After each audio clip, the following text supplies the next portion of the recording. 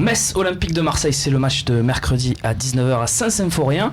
Et pour nous parler de ce match, on a trouvé l'invité parfait, je trouve. C'est celui qui a commencé la saison sur le banc du FC Metz, Philippe Insberger, qui est avec nous ce soir. Bonsoir Philippe, première question. De qui se méfier dans cet effectif pour l'Olympique de Marseille? Qui sont les joueurs, selon vous, qui peuvent faire mal à cet OM de Rudy Garcia? Bonsoir, pardon. J'ai pas bien compris les questions. Vous me demandez quels sont les joueurs de Metz qui peuvent faire mal. Oui, tout à fait. Quels sont les joueurs qui peuvent mettre en danger l'OM sur ce match? Écoutez, si on prend le début de saison du FC Metz, en étant sévère avec Metz, on va dire pas grand monde, puisque Metz a marqué, je crois, 5 buts en championnat en 14 matchs. Sous mes ordres, on en a mis 4 en 10 matchs, donc c'est très très compliqué de gagner des matchs. Ceci étant, c'est une équipe qui, que ce soit contre Lille, si on prend les 2 derniers matchs à domicile, contre Lille ou contre Amiens, se crée des occasions, qui fait des bons débuts de match, des occasions de but. Malheureusement, depuis le début de saison, on a une efficacité qui est catastrophique, c'est-à-dire que on marque pas et puis on encaisse des buts quand il faut pas, au mauvais moment, et puis ça fait que les matchs finalement se déroulent mal. Mais vous avez quand même des garçons comme Nolan Roux, comme Mathieu Dossetti, comme Renaud Coad, pour ne citer que, qui peuvent quand même faire mal. Manu Rivière, s'il joue, je ne connais pas l'équipe qui va démarrer, bien sûr. D'accord, très bien. Deuxième question, Philippe, merci d'être avec nous encore une fois, Philippe Insberger, dans cet avant-match Metz Olympique de Marseille, pardon. L'an dernier, on se souvient quand même que vous aviez coupé l'élan de l'OM lors de ce mois de février dans votre stade Saint-Symphorien avec un match plutôt abouti de votre part. Comment vous aviez réussi à exploiter les faiblesses de l'OM? Quelles étaient-elles, selon vous, ces faiblesses de l'OM à cette époque? Là, vous me posez des questions compliquées parce que il y a un an, je peux trop vous dire comment on a préparé le match de Rennes. Il y en a eu quand même beaucoup de pluie. Ce que je sais, c'est que sur ce match retour en particulier, nous on était quand même dans une bonne dynamique. On avait recruté notamment Cheikh Diabaté, qui fait un petit peu avec l'éclosion plutôt de Ismaïla Sarr qu'on a vendu à Rennes cette année. On avait un potentiel offensif assez intéressant. Et Marseille, on avait, comment vous dire, le match allé un petit peu en travers de la gorge, parce que M. Bigogori, je me rappelle très bien, nous avait refusé un penalty flagrant, c'est une faute de Gomis sur Engel, je crois. Il avait reconnu d'ailleurs à la fin. Après le match retour, on avait plutôt cherché à bien contenu Marseille. C'est un match qui n'était pas très très spectaculaire, mais on a quand même réussi par un coup franc, dévier légèrement la tête de Gomis, je me rappelle bien, de les avoir battus. Nous, on avait fait un match effectivement avec un 4-4-2, 2 attaquants, pour leur mettre la pression sur leur arrière-garde et puis pouvoir se faire des occasions. Ça avait bien fonctionné. Karim Zeribi, que vous connaissez peut-être, est avec nous. Karim, vas-y, je t'en prie. Bonsoir Philippe, merci d'être avec nous. Au-delà de la saison dernière, sur l'équipe de l'Olympique de Marseille de cette année, quels sont pour vous là, les points forts et les points de faiblesse en tant que technicien? Quel regard vous portez sur cette OM? Écoutez, franchement, je vais vous dire, Marseille, évidemment, je ne l'ai pas rencontré, puisque avec le FC Metz, on s'est quitté avant, donc avant de rencontrer les équipes, c'est quand même délicat, difficile de pouvoir évaluer les forces et les faiblesses. Voilà, on a quand même au moins la semaine où on les rencontre pour bien regarder tout ça, visionner des matchs, faire des montages vidéo pour nos joueurs, les coups de pied arrêtés qui sont des phases très très importantes. Après voilà, Marseille aujourd'hui a quand même des joueurs en forme. Je suis très Thauvin. C'est quelqu'un que j'adore en tant qu'entraîneur parce que ça court, ça crée des brèches, ça met des buts, c'est très très efficace. Bon voilà, c'est joueur plus, et ça c'est clair qu'offensivement, il va falloir l'annihiler, voilà, ne pas le laisser trop avec la bride sur le coup, parce que autrement ça va être très très compliqué pour le FC Metz. Ils n'aiment pas trop ce genre de joueurs. Voilà, après défensivement, comme je répète, ça sera aussi à charge de l'OM de jubiler un petit peu toutes les offensives messines qui auront lieu certainement, parce que Metz a vraiment à cœur aujourd'hui de remporter ce deuxième match du championnat.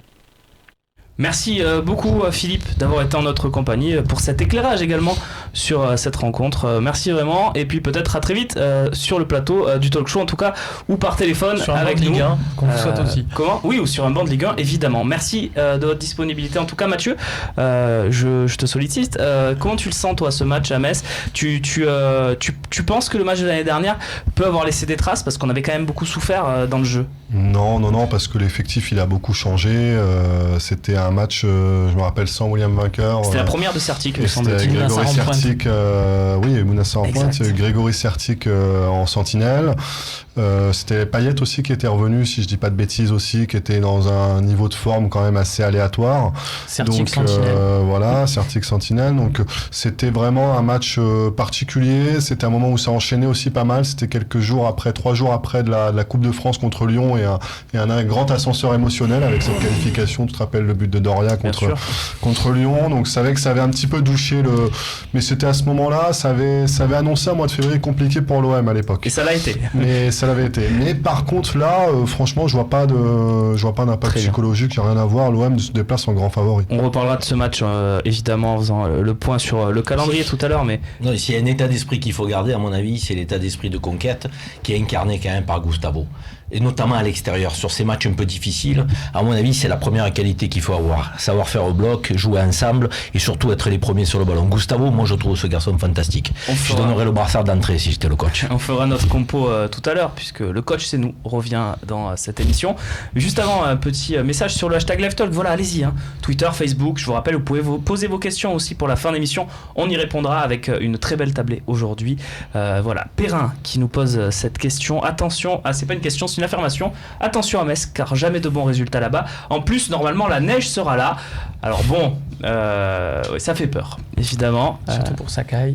Surtout pour ça que... Non, mais après, c'est pas non plus une équipe de branquignoles. Moi, je les avais vus quand ils prennent le 5-1, là. C'était la première de Mbappé avec le PSG début septembre. Avec une embrouille sur les cartons rouges ce soir-là. Oui, il y avait Assou et Koto qui avaient été expulsés un peu sévèrement.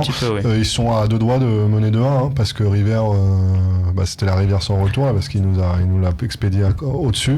Mais ils ont bien joué pendant 1 heure, les Messins. Donc, on va regarder, à quoi ressemble cette équipe et le 11 du FC Metz. Qui pourrait être aligné par le nouveau coach qu'on n'a pas encore cité dans cette émission, Frédéric Hans, on le rappelle, qui s'est assis sur le banc de Metz, pas avec un très très grand succès pour l'instant, même si ça peut peut-être se relancer contre l'OM. L'OM réveille souvent les morts, donc on verra. Ouais, ça c'est un dicton, espérons de voir ça se vérifie pas. Ça devait être le cas à Lille, au final l'OM a gagné à Lille. Donc, mais on a un petit peu réveillé le LOSC. C'était leur meilleur match de la saison. Voilà, faut le voir comme ça. Il n'y a pas dans cette équipe Balieu le Albano espagnol. Il le met pas, Fred Hans, il préfère mettre l'ancien Rivierez. J'avais trouvé pas mal en fin de saison dernière, moi, voilà, c'est tout. Et voilà, et puis sur les ailes d'Osevi et Nguet, des joueurs un petit peu spéciaux. C'est pas mal, Nguet. Non, Nguet, moi je l'ai vu en sélection sénégalaise. Il était titulaire en sélection sénégalaise. Il y a eu un petit lob sur le gardien sud-africain. Non, c'est vrai que c'est pas ça, mais c'est pas mauvais joueur, Nguet. On va pas avoir peur de mettre, mais c'est vrai que c'est quand même étonnant qu'ils aient que 4 points. Je crois qu'ils ont que 4 points. C'est ça. Ça, c'est typiquement l'équipe milieu de tableau Ligue 1. Enfin, deuxième partie de tableau. C'est pas dégueu. Je pense que c'est une équipe qui doute et l'entame de match va être très importante parce qu'ils sont à la maison, nouveau coach.